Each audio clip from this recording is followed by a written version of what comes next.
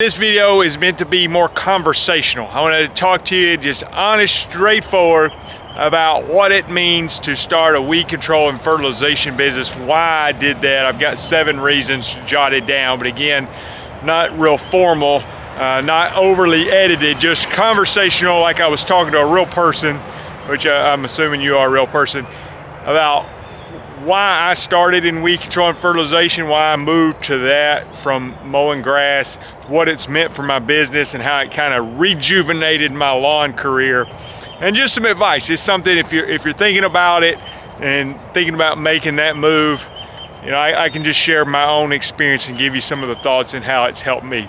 So that's what we're gonna do. And I thought what I'm gonna do, instead of standing here in front of my truck the whole time, I'm working today. I'm out spraying yards and the weather's nice, and so I'm going to start, talking about this conversation now, but I'm just going to continue it throughout the day as I work and talk to you about my thoughts. So let's get started. Today, the video is sponsored by Yardbook. I use Yardbook to manage my weed control and fertilization business and have been since 2015. If you need a software for your lawn business, whether weed control or mowing or whatever, then go over to yardbook.com. You can sign up for a free account. All right, the first reason that I want to talk to you about why to start a weed control and fertilization business is the financial aspect of it. Now, this isn't for everybody. I understand that people make a lot of money mowing grass or a lot of money doing landscaping, all kind of ways you can make money. But I can just share from my own experience, if you're going to be small and it's just you out there, or you and one other person, then the weed control and fertilization, these applications are more profitable typically per person than mowing grass would be. Let me just say it a different way. If I went out there today and mowed grass for 8 hours, or I went out there today and sprayed lawns for 8 hours, it's honestly not even close the amount of money I'm gonna make spraying yards versus mowing grass. Now, some people will say, oh, you got to pay for the chemicals, the fertilizer, all that. Well, of course you do. I mean, and you got to pay for a lawnmower to mow the grass. I got to pay for a sprayer to spray the yard. I mean, there's always expenses, okay? But a lot of these things balance out where, yes, there's no chemicals in mowing grass. And let me just say this from the outset. I'm not anti-mowing grass. I think it's great. I think you can make a great living doing that. I had 2 businesses that mowed grass, and now I spray yards. But on the spraying side, there's just less equipment to maintain, and it's just more profitable. I mean, it's just the amount of work you can do with one person. So today I've got, I think, 20 yards on the schedule. I may be done by 2:30, 3 o'clock. I mean, I'm not gonna leave my house probably till 8 and be home by 3 with 20 yards. Now, I'm not gonna go out there and mow these same 20 yards by myself. And the spraying is gonna pay about the same as what mowing would, maybe even slightly more a lot of situations. So I mean, I might even give you a taste as I'm out here and just show you a yard, show you exactly how long it takes me from the minute I pull up there till I leave. And you be the judge. I say, hey, this is what this yard pays, and this is how long it took me. And you just look at it for yourself and think, wow, that was pretty easy. So financially, it is beneficial, and it has made a huge difference for me. And so maybe that's the number 1 reason, maybe not in priority, but at least number 1 on this video of why I got into weed control and fertilization. I didn't necessarily know that when I started, but now in a minute, I'm like, yep, this definitely pays better, and I like that. 10:11 in the morning, I've done 6 yards, just pulled up at my 7th yard. And I want to go over the second thing that I think is good about the weed control and fertilization business, and that is that it's scalable. I find it very difficult to scale a mowing business. Now, I know people do, but here's the challenges I've seen people face that seem difficult to overcome. One is it's hard to get it to be a year-round business, okay? A lot of times they have to come up with a way to keep somebody busy in the wintertime, or they have to lay people off and try to rehire in the spring, and that becomes a challenge. Now, if you're able to navigate that by doing snow plowing in the winter, or maybe if you're in the south, you can do leaf cleanup and landscaping or whatever, but it's just hard to keep that consistent, steady work, which makes it difficult to scale. And the other thing I think is difficult to scale is because of the profit margins sometimes. Now, with the weed control and fertilization, to me, I'm not saying the others are not scalable. What makes this easy and more scalable, in my opinion, not that I've done this, but that one person with one truck can go out there and work by themselves and generate, you know, it's very common for to do $1,000 to $1,500 a day in revenue. Now, yes, there's expenses, but when you have that, and in the South, it is year-round. I mean, I could work every day of the year if I wanted to. Don't want to, but the work is there. Now, if you live up north, I understand the season is a little bit shorter, but because of the higher profit margins and these greater revenues that a person can generate, you can afford to pay somebody a better wage. And in my situation in the South, we could offer them year-round work, which allows you with a better wage and a year-round offer to actually keep somebody for years and years and years, which makes it scalable. And like paying them a decent wage and yet you're still making a good profit, it just makes it a lot more scalable and not quite as employee heavy. You know, it's hard to send one person out in a mowing truck. You can, it's just the amount of equipment that you need to support that person, which, you know, you could just get by with one mower.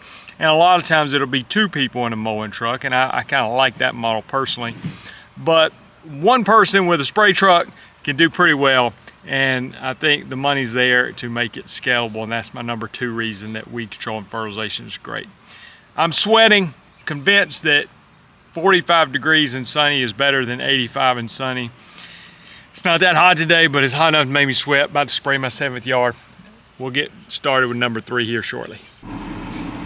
I started that last video clip at 10:11, filmed myself talking, sprayed the yard. Now I'm back in the truck at 10:19. It was $50-something yard. That just shows it's fast money, and route density can make a big difference in having a very profitable day.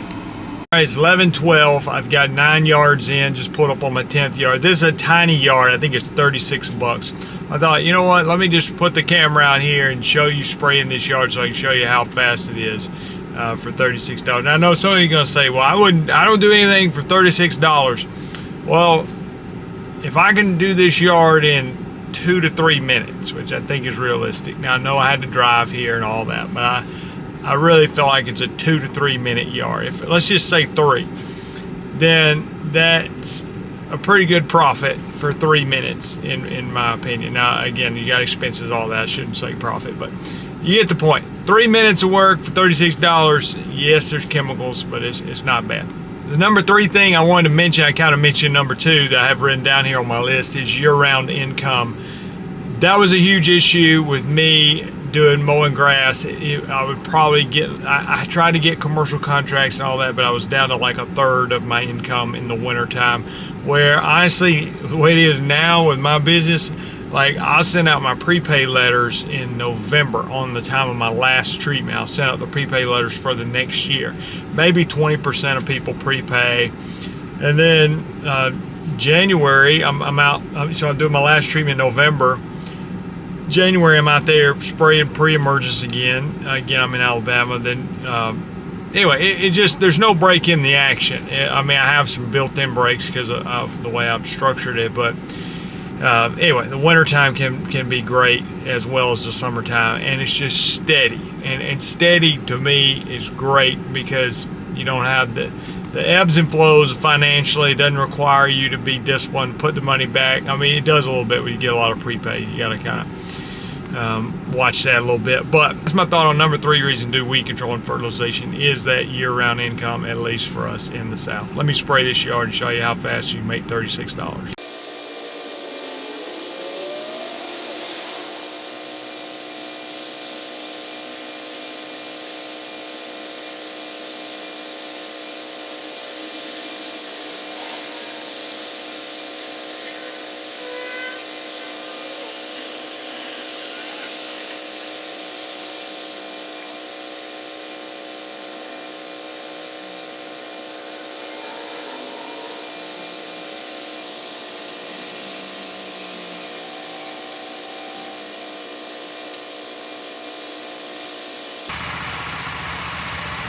Just pulled up on my 15th yard. It's 12:46, so I got a little ways to go. I've got 20 on the schedule for today. The fourth thing I wanted to mention of why the weed control and fertilization be good for me, it allowed me to develop my skills a little bit. I'd been mowing grass, but I honestly just didn't know a whole lot about weed control and fertilization. I had a mentor that had done it for a long time, who offered to sort of take me under his wing and help me and teach me what I needed to know. I kind of had the business skills. I mean, I knew how to get customers. I had owned 2 lawn care businesses, but just needed the technical knowledge to do the weed control and fertilization. I'll admit, when I started, it was a little bit intimidating, just learning the lingo of weed control and the chemicals and the names of the weeds and all that kind of stuff. But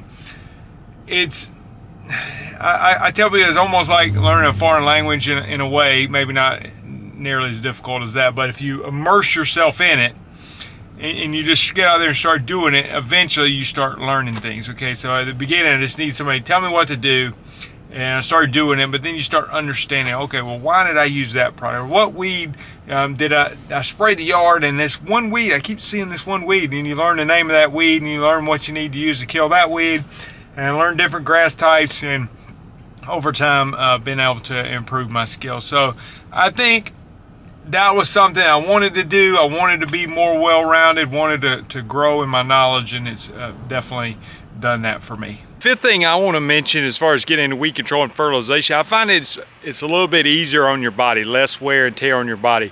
I'm in my 40s now. I'm not as fast as I used to be, not that I was ever super fast, but I find that I've got plenty of energy left in the tank to get out here and spray yards, and, you know, of course, utilizing equipment. I've got some equipment that makes it easier, obviously.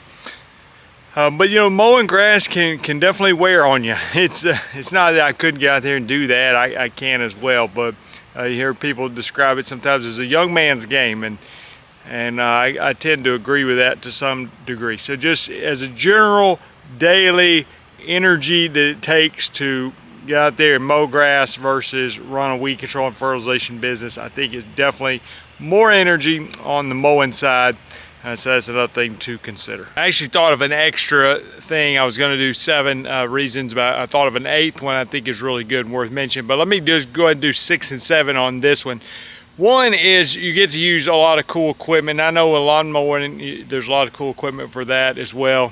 If you're a regular on the channel, sometimes you'll hear me talk about my gram spray equipment, and this is my gram spray rig. What I like about as far as equipment goes is just not nearly as much maintenance on it. It's just not a lot to this. I mean, I'm not saying I could build one in my backyard, but there's a pump and a Honda engine and a tank, and there's just not a lot to go wrong with it, and very low maintenance. Of course, I've got a big Z spray, and I've got a smaller, what's a Ferris Pathfinder little ride-on spreader sprayer, and those are going to be a little bit more maintenance involved than this one, but good equipment that makes it faster, more efficient, also saves you time, and just money-making equipment. I don't know how much money I made with this unit, but I would dare to say that I've made more money with this gram spray rig than any lawnmower I've ever owned. The other thing I wanted to mention, the 7th one, is just being able to differentiate from your competitors. Sometimes you hear people say, oh, everybody and their brother's out mowing grass, or there's people cutting grass all the time, and there's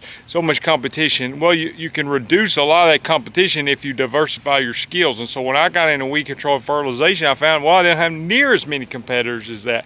As a matter of fact, what I started doing was reaching out to the people that were mowing grass, building relationships with them, because I knew when I was mowing grass, people were asking me, hey, Jason, who do you recommend to spray our yard or do our weed control? So I started building relationships with these people and become friends with a lot of them, and they send me the weed control and fertilization business. So not only do you have less competition, but you can use the mowing competition that's out there to send you business.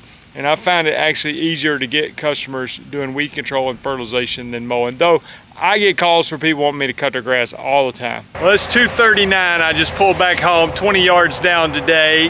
Like I said, I left home after 8 o'clock, back by 2:39. It's not a bad day. Wanted to say the 8th thing that I was thinking of, and this is a bonus because I was originally just going to do 7, but what I love about weed control and fertilization is a little bit more flexible schedule. Now, that's not always true. I mean, there's sometimes where we're a timing constraint to try to get an application down. But what I mean by that is when you're mowing grass, sometimes somebody's expecting you to be there every Thursday, every Friday, every other Tuesday, whatever it is. On the spray end, it's kind of like a time frame where I need to get the application down, but there's rarely somebody expecting me to be there. I have some customers that want me to notify them, and that's fine. But in a large part, if tomorrow, if I don't show up at a single house, nobody's going to call me and say, hey, where were you today? So if I want to do extra and do double the yards tomorrow and start early and finish late, I can do that as well. So I love the flexibility of it.